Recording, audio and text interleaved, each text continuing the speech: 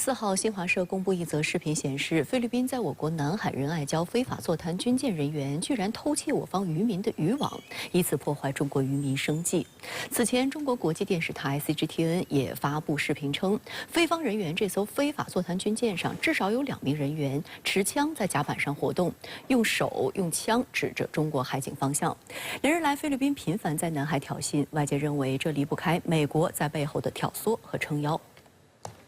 我们是下午2点钟，他们的网在被那个菲律宾弄坏了，打不到鱼了。菲律宾搞的，菲律宾搞了2个橡皮艇搞的。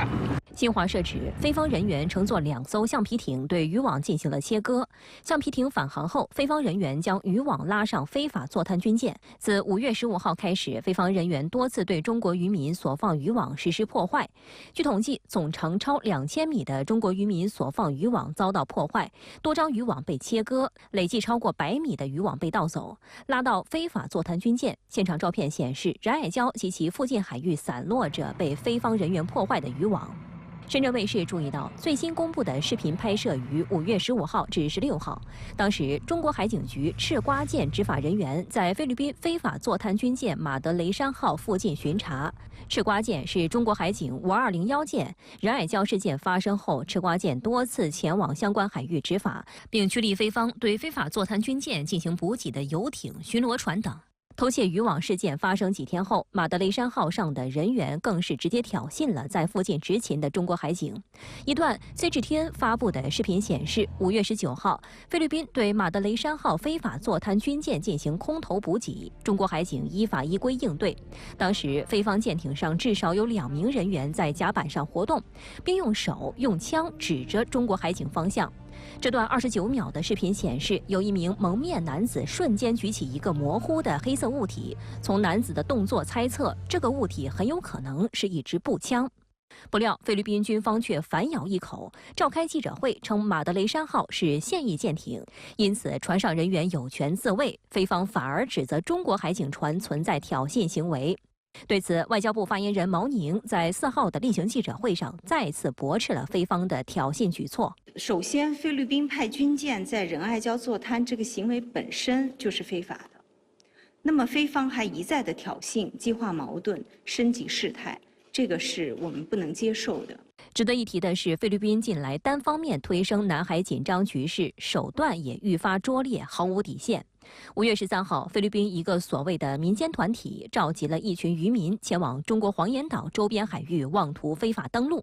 期间，这些渔民向泻湖倾倒垃圾，还有人向水中小便、吐口水。在发现中方无人机后，菲方人员还对着摄像头做出挑衅动作，一系列恶行充分暴露在世人面前。 更引发外界担忧的是，菲律宾正酝酿复制仁爱礁模式，派遣海警巡逻船在距离仁爱礁以东约65公里的仙滨礁附近长期滞留，形成对仙滨礁的军事化准坐滩。外界发现，菲2艘海警巡逻船卡布拉号和特里萨马格巴努亚号近日在仙滨礁泻湖内锚泊联排，持续滞留并维持静止长达45天。而在刚刚结束的新加坡香格里拉对话会期间，被问及相关问题，菲总统马克思拒绝回应。中国现在确实很克制，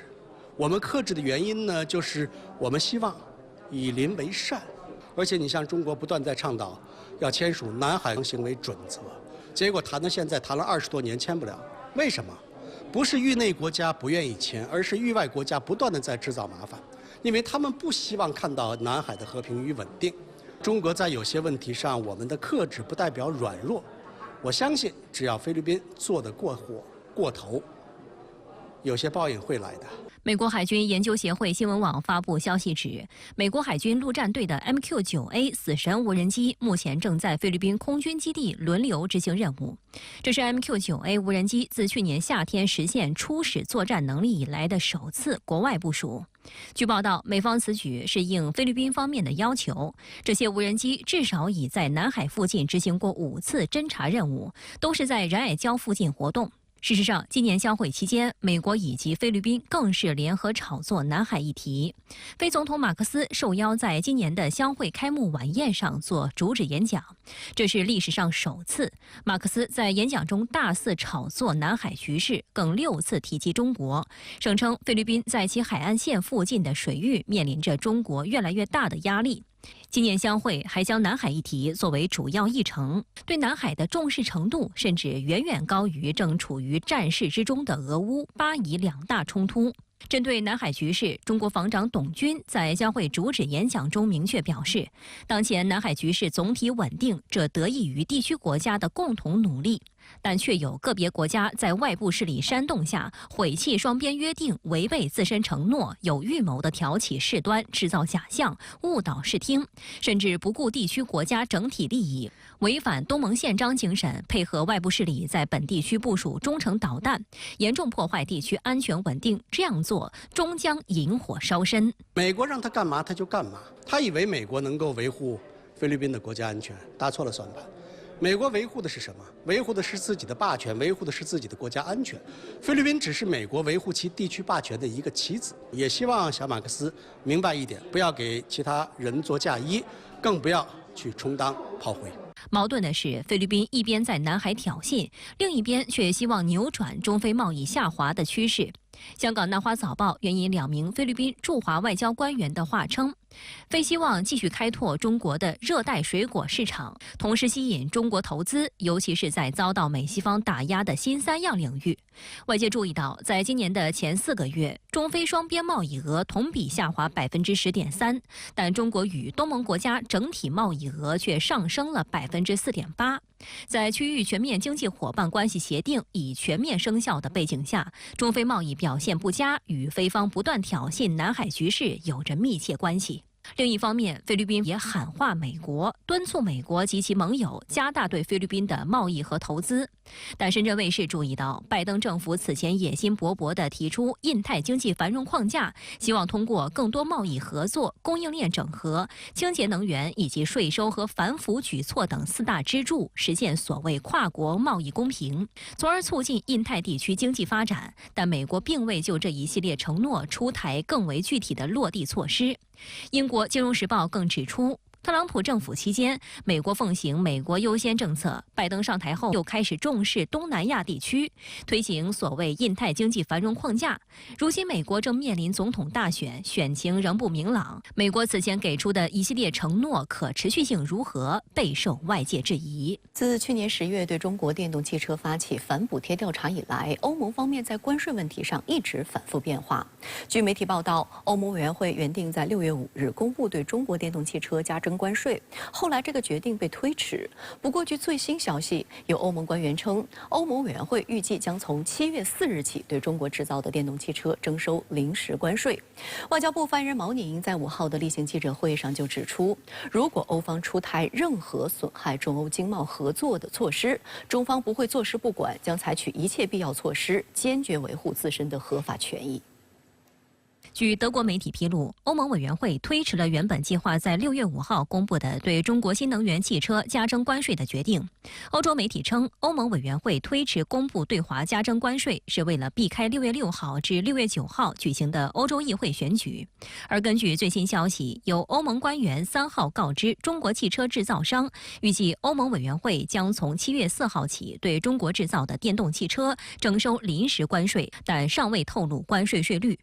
欧洲媒体报道，在7月4号起对中国电动汽车征收临时关税之后，欧盟委员会有4个月的时间与各成员国协商，将临时关税变为永久性关税。欧盟贸易事务发言人奥洛夫·吉尔表示，将很快宣布一些临时条款。据悉，欧盟委员会预计将于下周私下通知企业将征收的进口关税水平。推动欧盟自主对中国电动汽车发起反补贴调查，源自欧盟委员会主席冯德莱恩。自去年10月提出以来，该举措在欧盟内部遭到广泛质疑。有一派观点认为，冯德莱恩跳过了征询欧盟企业或相关产业协会的意见，缺乏事实依据，滥用了作为欧盟委员会主席的权责，不仅让欧洲汽车企业受挫，也将扭曲市场，破坏欧盟摆脱对内燃机汽车的依赖，从而减少碳排放的努力。中欧关系的分歧肯定也会对欧洲议会选举后议会党团的分化重组以及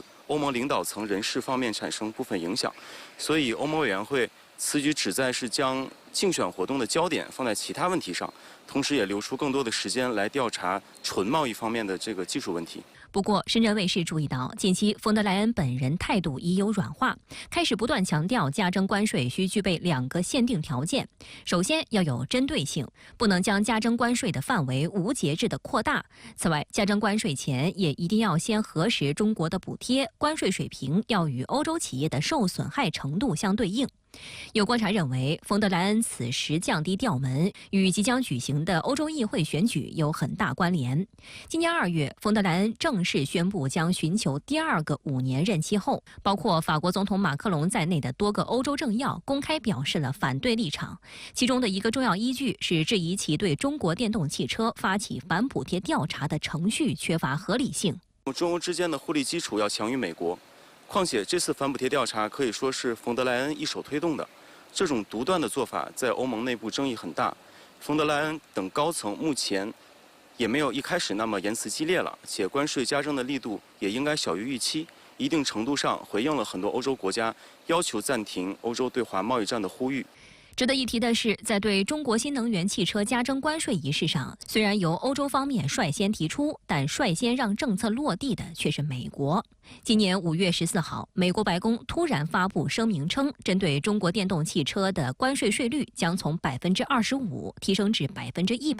被指跑到了欧盟前面。有专家表示，同样是对中国电动汽车加征关税，美国和欧盟的具体情况和考虑并不相同。相较于中国出口到美国的新能源汽车只占出口总量的1.08%，出口到欧洲的比例高达近40%，体量上的巨大差异让白宫的举措不过是一拳挥在空气里。但欧盟加征新关税，则是实实在在地影响中欧之间的贸易，伤害的将是中欧共同利益。欧洲和美国的战略路径大体是一样的，但动机逻辑完全不一样。美欧政府都是通过立法，通过对华关税来加强半导体、电池和电动汽车等关键领域的本土制造，但美国更关注的是全球领导力，所以没得谈。欧洲则寻求的是所谓的贸易公平，我认为中国和欧洲有得谈，可以协商。从欧洲本土汽车行业的角度来看，与中国合作也才是主流。对于欧洲的大型汽车制造商来说，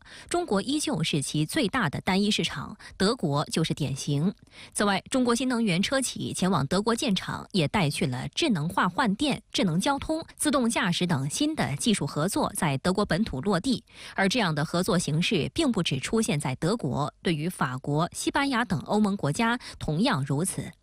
深圳卫视注意到，当地时间4号，在欧洲进行访问的商务部部长王文涛就专门去了西班牙的中西车企合资工厂。在听取相关介绍后，王文涛表示，奇瑞与艾布罗开展合作是中国汽车企业开拓欧洲市场、实现本土化生产的积极尝试，也是中国企业首次与西欧发达国家签署汽车本地化生产协议。中欧之间有竞争，更有合作，在良性竞争中扩大合作，实现共赢，才是正确相处之道。希望欧方摒弃保护主义，回到对话合作的正确道路上来。在葡萄牙里斯本主持召开葡萄牙中资企业圆桌会时，有企业代表反映，欧盟以所谓公平竞争为由，持续打压中资企业。据欧盟中国商会调查显示，在欧中企对欧盟营商环境总体评价连续4年下降，这一趋势令人担忧。王文涛表示，有关国家对中国不公平竞争的指责完全站不住脚。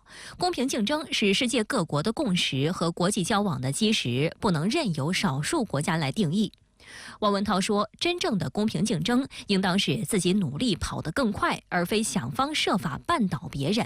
应当是开放合作、平等互利，而非封闭排他、拉帮结派；应当是遵守已形成国际共识的规则，而非随意破坏和篡改规则。中方倡导合作共赢，但不回避也不惧怕竞争，欢迎良性竞争，反对遏制打压的恶性竞争。在5号的外交部例行记者会上，有记者问及王文涛此次访欧是否正说服欧洲部分国家停止对中国企业的调查，包括阻止欧洲对中国国出口的产品加征关税。对此，发言人毛宁表示，关于欧盟的反补贴调查和关税，中方已多次阐明了立场，贸易保护主义不符合任何一方的利益，希望欧方能够恪守坚持自由贸易、坚持开放的承诺。如果欧方出台任何损害中欧经贸合作的措施，中方也不会坐视不管，我们将采取一切必要措施，坚决维护自身的合法权益。尽管欧盟企图动用关税手段打压中企，但欧洲企业仍遵循市场用脚投票。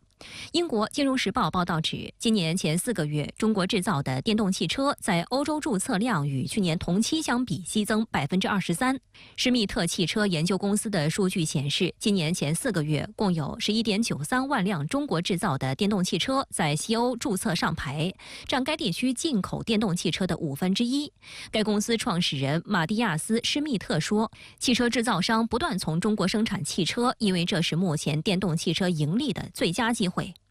欧洲2大车企宝马和梅赛德斯奔驰的高层近期都公开表示，欧盟相关举措搬起石头砸自己的脚，呼吁欧盟下调对华电动汽车关税。其中，宝马则正在大规模升级中国沈阳生产基地。法国汽车制造商雷诺集团在多个领域发布新合作公告，其中都设定了一个条件：想要取得成功，就必须与中国企业合作。在近期的北京车展和粤港澳大湾区车展上，众多外国企业也忙于寻找中国合作伙伴。关税上调意味着，对于想要获得大量市场份额的制造商来说，进口就不太可能是一种长期的选择。那么，为了避免提高关税带来的影响，比亚迪目前已经开始研究第2家欧洲工厂的选址问题，推进在欧洲的本土化。另外，还有环境和技术也需要考虑。那么，关税对欧洲绿色转型肯定产生影响，同时对加强竞争以提升电动汽车的技术水平也没有好处。那么，在靴子最终落地之前，欧洲需要冷静地权衡自身利益的得失。欧盟外交和安全专员博雷利刚说欧洲不会跟随美国对华征收关税，就传出欧盟从7月4日起对中国电动车征收临时关税的消息。您如何理解呢？主持人好，博雷利说，欧洲对华脱钩呢非常困难，不会跟随美国对华征收关税打贸易战，但是呢也要保持公平平衡。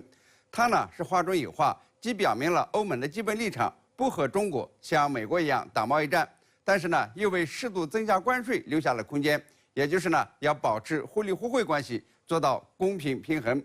我们再回顾一下，今年德国总理舒尔茨访华前，欧洲在对华贸易上有一个新词叫做再平衡，是继去风险之后的一个关键词。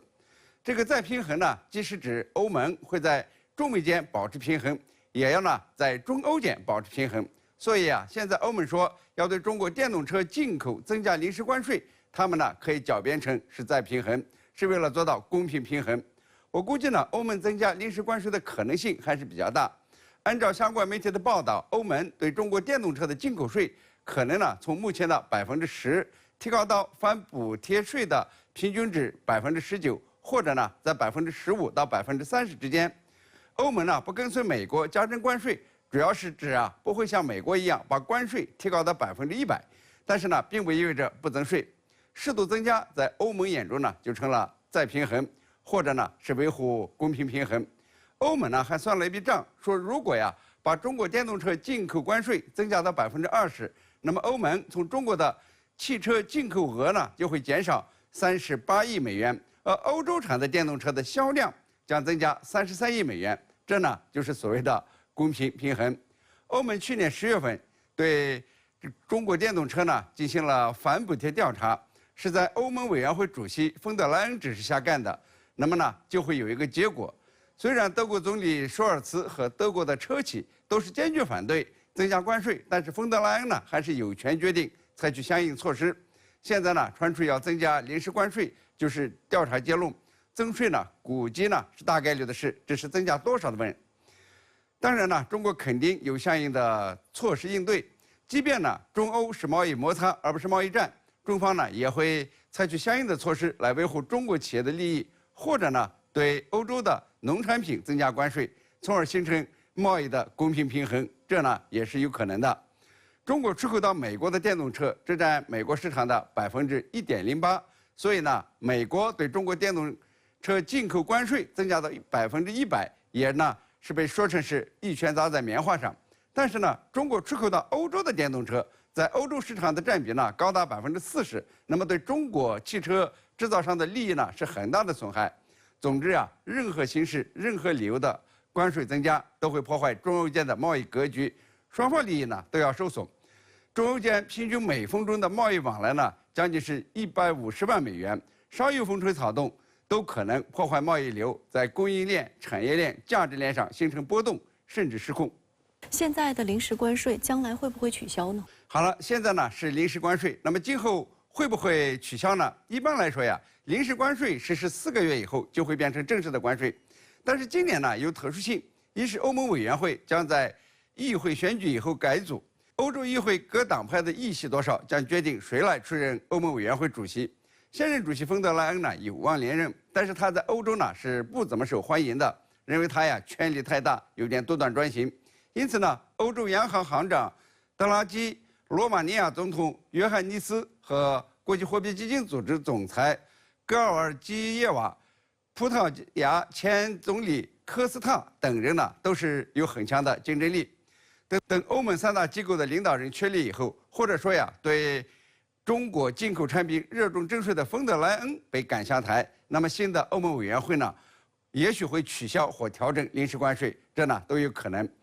另外4个月以后呀，美国大选就有结果了。美国新一任总统的对华政策将影响欧盟的对华政策，包括关税政策。所以呢，我们还是有很多东西值得观察。台防务部门新任负责人顾立雄将于6号赴立法机构进行业务报告，相关内容提前被发布。除了针对大陆的汉光演习、构建不对称战力等内容外，还重点包括所谓台美军事合作，当中还披露美方去年对台所谓军事援助的具体数额。值得注意的是，美国会正计划加大对台所谓军事援助的幅度。与此同时，美国多家军火商代表集体窜台出席相关防务产业论坛。这一系列美台军事勾连动作背后有何关联？又能多大程度影响台海局势发展？来看看报道。据台媒报道，民进党当局防务部门新任负责人顾立雄将于6号前往台立法机构首次进行业务报告，并接受质询。台防务部门4号送交立法机构的报告内容显示，面对区域安全情势变化，中国大陆持续对台军事威慑等严峻挑战，台军持续推动各项建军备战工作。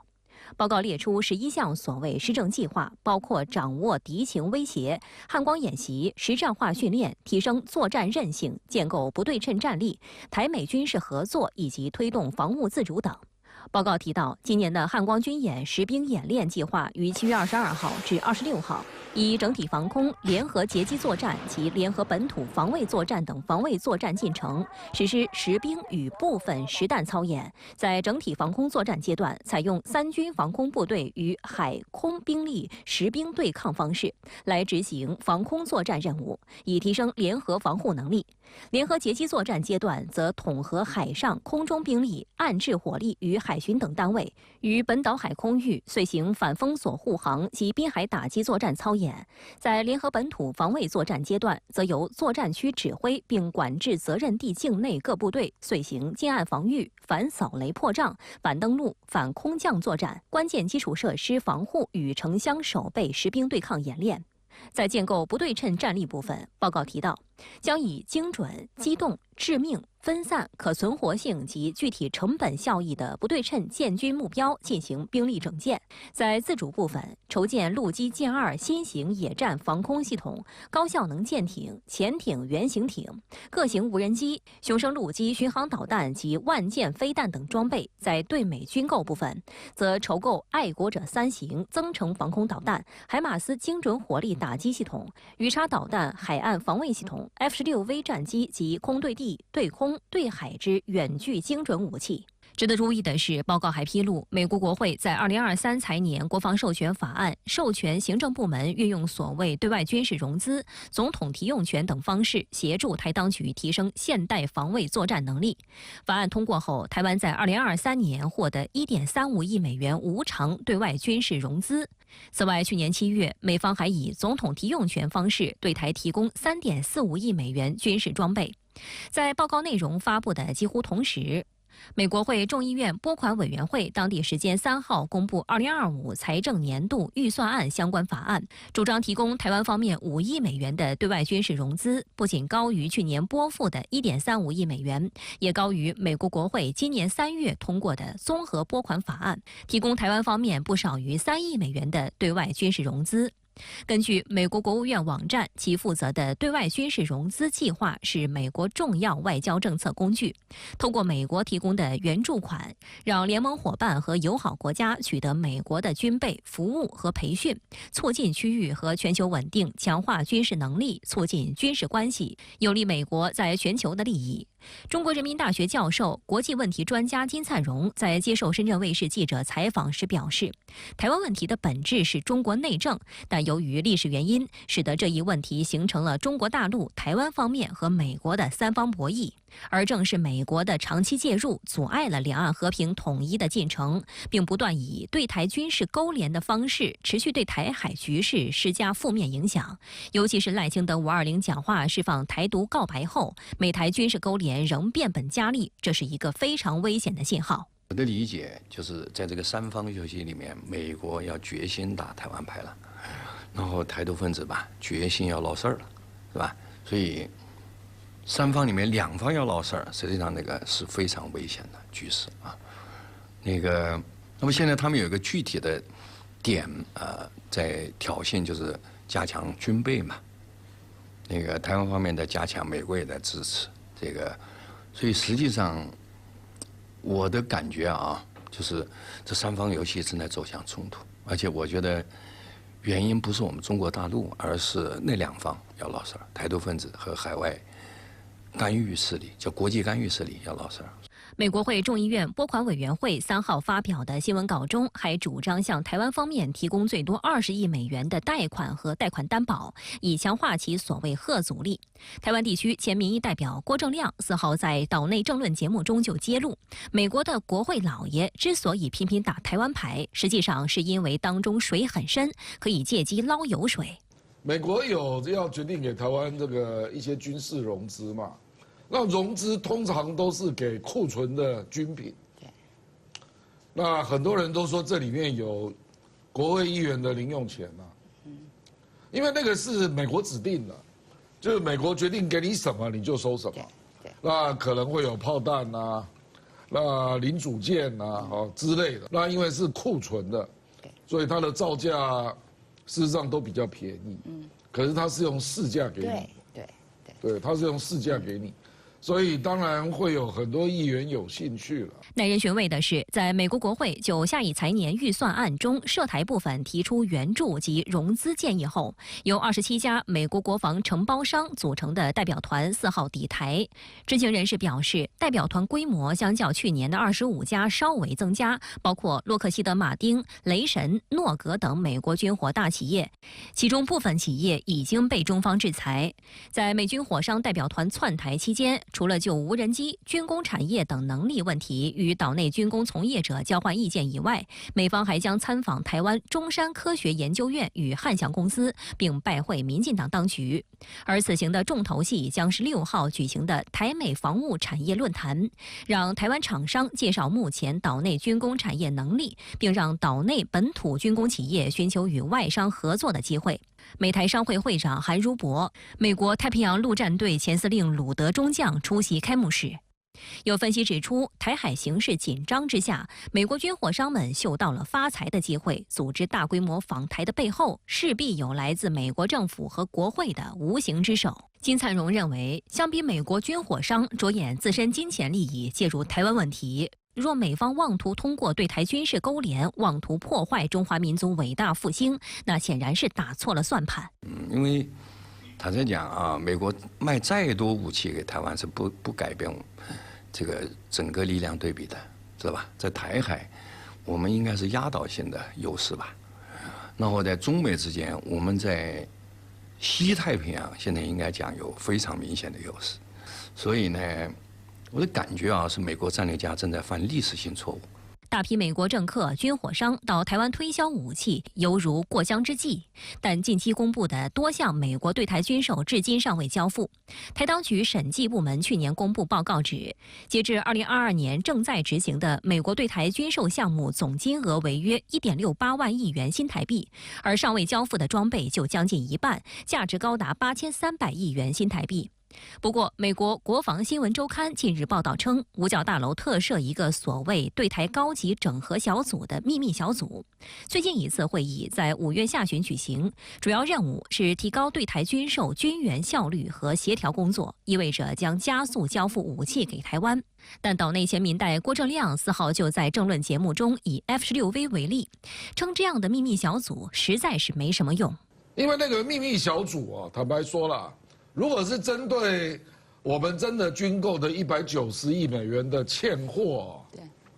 坦白讲他也要不到了，因为那个完全就是产能来不及的问题了。比如说 F-16V 啦啊，或者是海马士啦，或者是自走炮啦，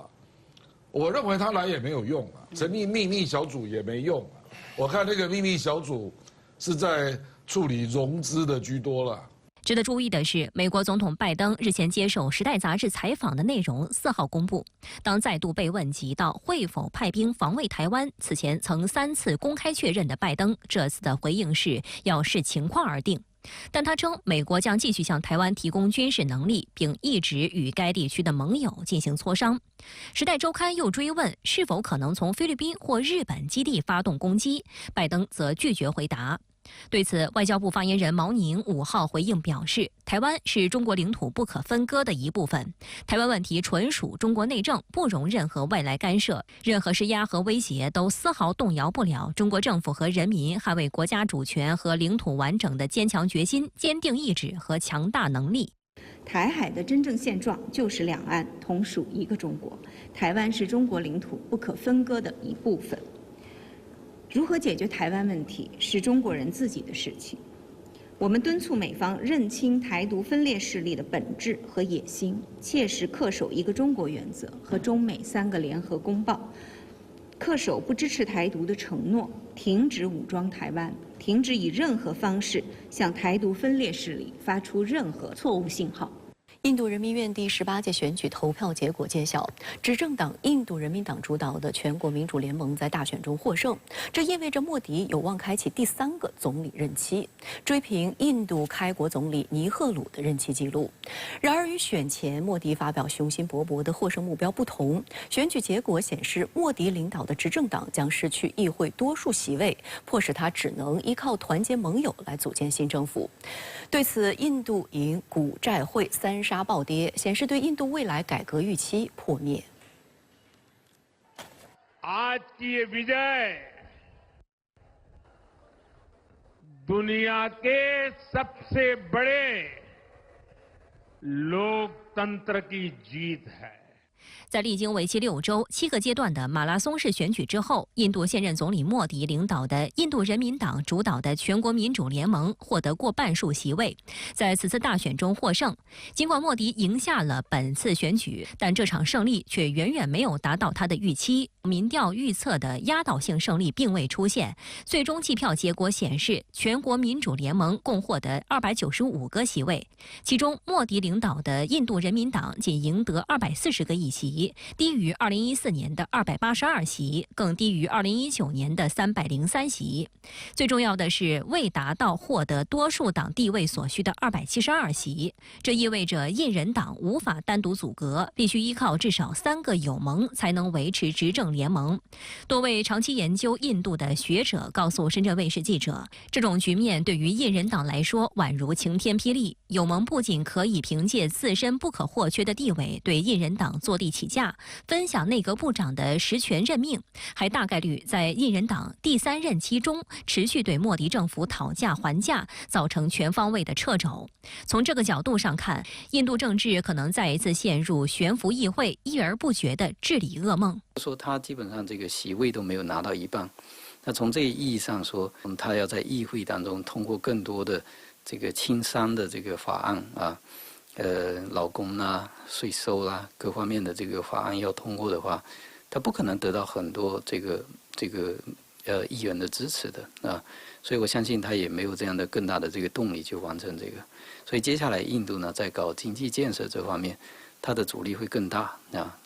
莫迪的困难也更大。现在大概率呢，应该是莫迪出面阻隔。这种情况下，第3任期来讲，他必须得进行一定的政治反思，就是为什么这一次大选没有取得预期的一个效果。值得注意的是，莫迪在第2个任期内大打宗教牌，推进印度教民族主义议程，这也导致莫迪失去印度穆斯林群体的选票。穆斯林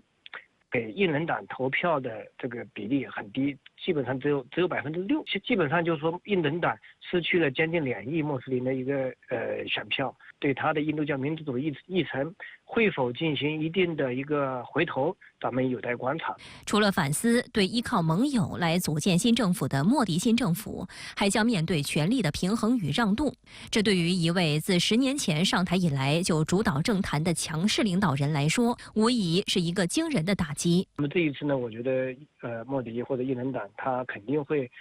比较慎重的照顾到一些这个盟党的一些利益，包括一些内阁人选的一些安排啊等等，这方面的一些利益，他肯定会做出一定的妥协。印度大选结果出炉后，引发外界对印度外交政策走向的关注。过去10年来，莫迪在外交领域似乎风生水起，左右逢源，使印度成为多方拉拢的对象。国内政治的一个变化肯定会对外交产生一定的一个影响啊。如果莫迪他出面继续阻隔，那么担任总理，那么我觉得印度的外交的一个大方向是不会出现明显的一些变化的。当然有几个变量，一个变量就是谁将出任这个下一任的一个外交部长，另外一个呢就是可能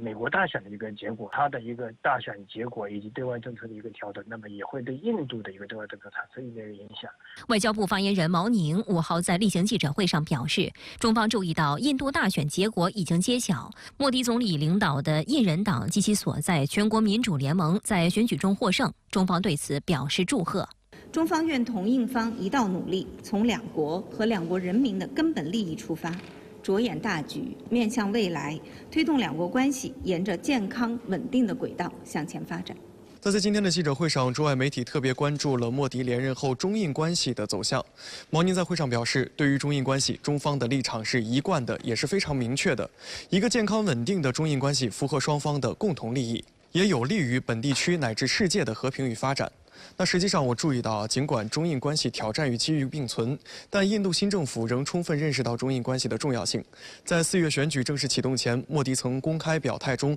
强调中印关系的重要性，认为中印关系保持和平对于整个地区乃至世界都非常重要。那中方此前也曾表态，作为重要邻国和2个最大的发展中国家，中印2国的共同利益大于分歧，共同发展和繁荣是2国的共同追求。继续来关注俄乌局势。此前，中国外交部已确认中方不参加本月中旬在瑞士举办的乌克兰和平峰会。中共中央政治局委员、外交部长王毅4号重申，中国将根据自身的立场做出自主的决定。这场俄方缺席的所谓和平峰会，真能为俄乌局势带来和平吗？来看看分析。应乌克兰总统泽连斯基的请求，瑞士联邦主席阿姆赫德宣布将于6月15号至16号举行关于乌克兰问题的和平峰会。不过，作为主要当事方的俄罗斯却不在受邀之列。中国外交部发言人毛宁5月31号在例行记者会上表示，和平峰会会议安排同中方要求以及国际社会普遍期待还有明显的差距，中方难以参会。4号，中共中央政治局委员、外交部长王毅接受媒体采访时，重申了中方立场，并强调中国将根据自身的立场做出自主的决定。当今世界各种会议很多，能否参加，怎么参加，中方将根据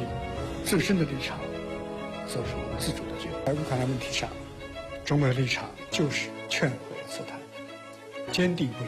议，一以贯之。王毅强调，在乌克兰危机上，世界现在需要发出更多客观、平衡、富有积极意义和建设性的声音。为此，中国和巴西最近联名发表了关于推动政治解决乌克兰危机的6点共识，强调遵守局势降温3原则，即战场不外溢、战事不升级、各方不拱火。同时呼吁各方坚持对话谈判，加大人道主义援助，反对使用核武器，反对攻击核电站，维护全球产业链供应链稳定等。短短1周左右的时间里边，已经有来自5大洲的45个国家通过不同的方式对这6点共识做出了积极的回应，其中有26个国家已经确认要加入或正在认真考虑加入的方式。俄罗斯、乌克兰这2个主要的当事方也对6点共识的大部分的内容予以肯定。这再次说明呢，6点共识符合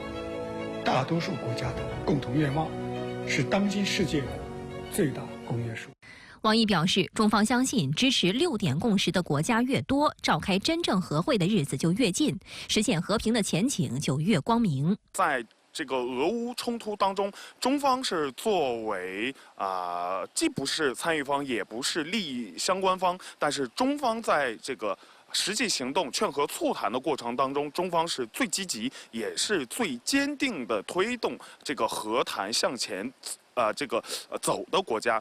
乌克兰总统泽连斯基上周在新加坡香格里拉对话会发表演讲时宣称，已经有106个国家和国际组织同意参加由乌克兰倡议的和平峰会。然而，尽管美国长期以来支持乌克兰，也是泽连斯基最重要的邀请对象之一，但美方4号仍确认，由于日程安排的冲突，总统拜登将缺席峰会，改由副总统哈里斯和美国总统国家安全事务助理沙利文出席。美媒在报道中称，白宫新闻秘书让·皮埃尔轻描淡写地评论了拜登缺席峰会所造成的影响，宣称尽管如此，美国仍然参加此次峰会，并且是乌克兰的坚定支持者。事实上，和平峰会召开前，正值7国集团领导人会议在意大利召开。意大利到瑞士的飞行时长仅需约3小时，拜登仍选择放弃前往瑞士参会，而是将在这些领导人会议结束后立刻飞回美国，同美国前总统奥巴马以及知名演员乔治·克鲁尼、茱莉亚·罗伯茨等人参加在洛杉矶举办的一个竞选筹款活动。观察认为，拜登此举凸显其并非真正在意乌克兰诉求，只在意自身的政治利益。乌克兰媒体直言，拜登缺席峰会将给乌当局带来失落感，会使外界认为乌克兰问题在美国看来是次要的。目前已有多国明确表示不参加和平峰会，包括南非和巴西。外界注意到，大部分金砖国家都明确拒绝参会，印度等多国也预计只会派出低级别官员出席。对此，俄罗斯方面的回应是，多国拒绝参会完全可以理解，因为所谓和平峰会缺乏明确目标，且十分荒谬。没有俄罗斯参与的情况下讨论俄乌问题是可笑的。和平峰会它的这样的一个意图也不是十分的单纯，整个从这个前期倡导到后面的这个许多大国不参与，其实更多的国家是看到了和平峰会并非能够真正的取得实际效果，其中最重要的一个原因就是这个冲突的当事方并没有真正的坐在和平峰会现场上，而只是去探讨乌克兰所提出的这样的一个和平谈判的模式，反而和平峰会被形成了一个逼迫参会的国家选边站的这样的一个峰会。相关话题来连线特约评论员更新。高先生您好。俄乌冲突僵持，瑞士主办的乌克兰和平峰会召开在即，中国明确表示不参加会议，但仍然致力于劝和促谈。您如何看？我一直就认为，有关俄乌冲突，中方一直就有一个态度、2个原则和4句话。所谓一个态度呢，就是我们不愿意看到俄乌之间兄弟阋墙、兵戎相见。当然，这种不愿意的态度就是痛心和反对的态度。所谓2个原则呢，就是现在大家似乎都在谈停火止战，但是无论是什么和平峰会也好，还是其他措施，其实都有2个最重要的原则要遵守。第一，就是和平至上的原则；第二，是俄乌主导的原则。所谓和平至上原则呢，就是说俄乌冲突涉及到各方，大家都有很多的大小道理，很多的历史事实，很多的国际法律或道义上的规则等等。但是呢，所有的这些都要以和平至上，都要以劝和走向和平政治解决作为最高原则。凡是有助于缓和局势、实现和平的，我们就支持；相反的我们就反对，这是最简明易懂的第一条原则。所谓俄乌主导原则呢，说白了就是当事人主导，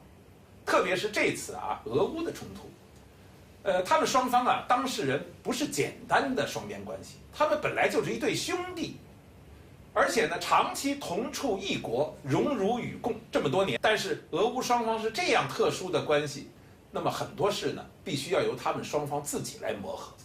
他们双方自己达成一定的谅解和共识，事情才会真的有转机。不然的话呀，施加多么强大的外力，他们即使达成了一些妥协，可能也不能持久。我去年讲过一句话，100个外人的举措可能不如俄乌双方的一个谅解。这两个战斗民族之间怎么样能够真的达成妥协，我们外人的作用就在于努力的使俄乌双方除了自己的那个战斗性格之外更多的增添一点温和的谅解性格，让他们都能各让一步。这个可能对于他们共同主导目前的俄乌局势走向政治解决的停火方向才会真的有帮助。所谓4句话，就是我一直强调的，第一句是和为贵，第2句呢是忍为高，第3句呢是谈为上，第4句呢是信为先。说到这次的乌克兰和平峰会，瑞士方面做出的努力是应该肯定的，但是我必须指出我们劝和促谈也好，追求和平也好，都不要仅仅的做表面文章。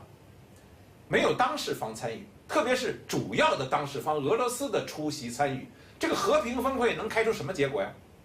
如果是希望通过这样一个和会来对俄罗斯施压，或者进行什么道德审判，这种和会会有什么实际的劝和促谈的效果呢？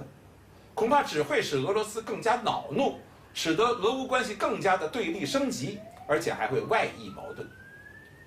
所以我认为中方不参加乌克兰和平峰会，而且明确妥善地做出说明，并且明确阐述了中方在乌克兰问题上的立场，是完全正确的。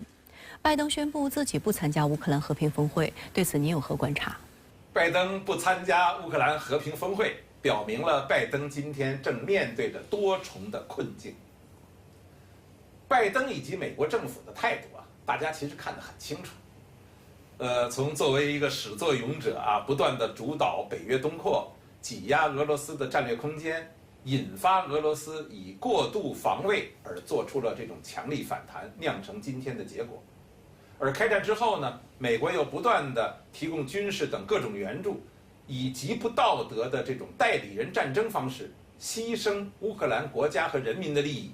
牺牲欧洲的安全和发展利益，达成消耗俄罗斯政治、外交、军事、经济资源的目的，甚至称不惜战至最后一个乌克兰人，而自己呢，又是小心翼翼地躲避着和俄罗斯直接动武的风险。美国这种又想吃又怕烫，只顾自己首鼠两端、虚伪夷的两面手法，实在是太过分了。我把美国的近来的行径概括为3虚，一个呢是目标的虚妄性，就是总是虚妄的设定一些什么假想敌和假想目标，谋虚逐妄，任妄为真，恣意妄为，自欺欺人。第二呢，就是手段的虚伪性，也就是嘴上说和平，可行动上呢却不断的推动冲突的升级，还不断的突破自己的所谓底线，允许使用美国的武器去打击俄罗斯本土纵深，既让乌克兰牺牲，可是又在近日呢，拜登表态说不要实现乌克兰的北约化，这种多重标准、虚伪狡诈、言而无信，真的是狼子野心，兔子胆。第三呢，就是本质上的虚弱性了，也就是随着美国自身实力的明显下降，内外交困，可是他呢还心比天高，为了维护霸权透支资源，色厉内荏，所以就有了什么出尔反尔进退失据的种种特征。尽管拜登宣布自己不参加乌克兰的和平峰会，也传递出美方不希望在今天内外交困的局面下再惹事端的这种信号。但主要的还是拜登目前的多重困境和自私自利的考量。他一呢是有竞选的日程了，怕影响自己的选举，就表现出一种极端的自私性。二呢是怕自己不善表现不能出风头，结果反而呢被乌克兰等当枪使，自己呢沦为棋子或者是笑柄。三呢是怕与俄罗斯过度的全面对抗，造成难以收拾的局面。拜登通过这次主导乌克兰和平峰会，但是又不参加的这种举动，就把自己三虚的特征暴露无遗。巴基斯坦总理夏巴兹谢里夫4号开启了为期5天的访华行程，首站便来到深圳。此次跟随夏巴兹出访的还有一个庞大的内阁和商业代表团。5号上午，他们一同出席了中国巴基斯坦商务会议，就进一步推动中巴经贸合作传递了哪些积极信号？来看看报道。应国务院总理李强邀请，巴基斯坦伊斯兰共和国总理夏巴兹谢里夫于4号至8号对中国进行正式访问。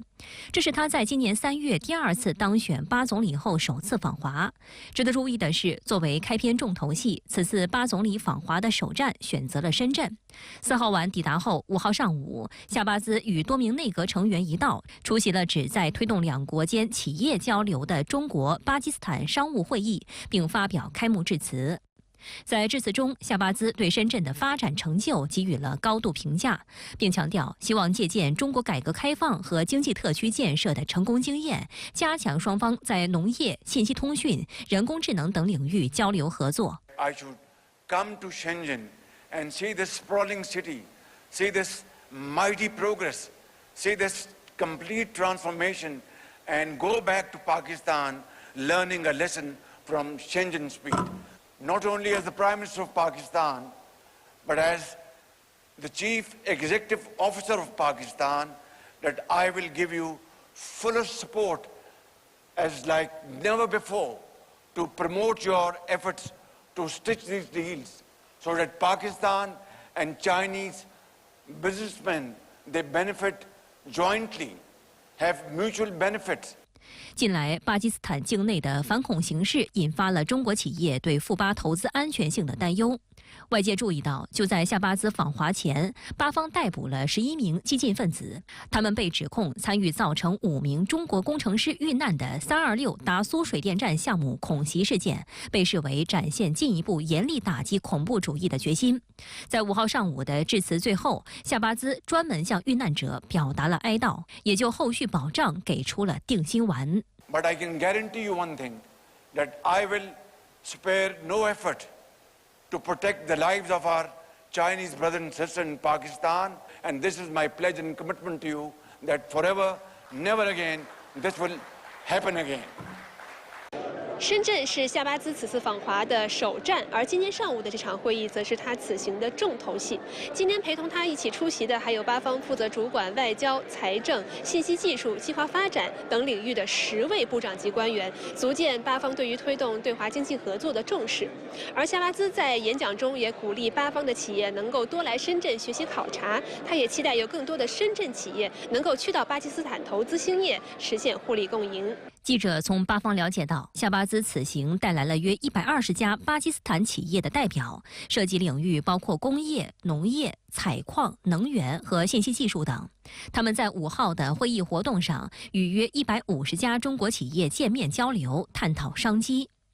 阿德南是巴基斯坦一家大型智能设备制造企业的负责人，过去10多年来一直与小米、腾讯等多家中国科技企业保持合作。他告诉深圳卫视记者，自己这次来参会是希望能够在中国寻找其他领域的合作伙伴。My objective is like solar panel manufacturing in Pakistan or maybe some home appliances, because I wanted to diversify the business of my company in Pakistan.阿德南当天的开局挺顺利，他很快找到了一家有意向在巴基斯坦合资建厂的知名中国太阳能电池制造商，展开了接洽。How promising was that based on the discussion you have right now? I think they showed their interest. They wanted to work in Pakistan. So this is just start talking, and later I hope. 阿德南说，这是他们的总理第一次亲自牵头推动企业间对话，给此次参会的近300家中巴企业提供了绝佳的交流机会。Everybody is under one roof. That's a very good idea. And now we can interact with people of whatever trade we want. 据巴方消息，夏巴兹5号当天在深圳还参观了华为等企业。中午结束行程后，已前往北京，随后还将赴西安参访。有巴方观察人士指出，夏巴兹此次率领庞大的内阁和商业代表团访华，将寻求进一步推动中巴经济走廊第2阶段项目合作，也显示出中巴关系提升至新的高度。Prime Minister has chosen Shenzhen as his first stop in this visit because it is now progressing into the next level of quality development. So we want to also learn from the experience of industrialization, how special economic zones were set up, because the second phase of China-Pakistan Economic Corridor focuses on industrial cooperation and business-to-business cooperation. 陪同出访的巴基斯坦规划发展与特别项目部长阿赫桑·伊克巴尔对深圳卫视表示，广大的中国市场充满了吸引力，而对于中国企业来说，腹地广阔、具备港口等区位优势且生产成本较低的巴基斯坦也蕴含着巨大潜力，促进中巴合作对两国企业和人民来说都会是双赢局面。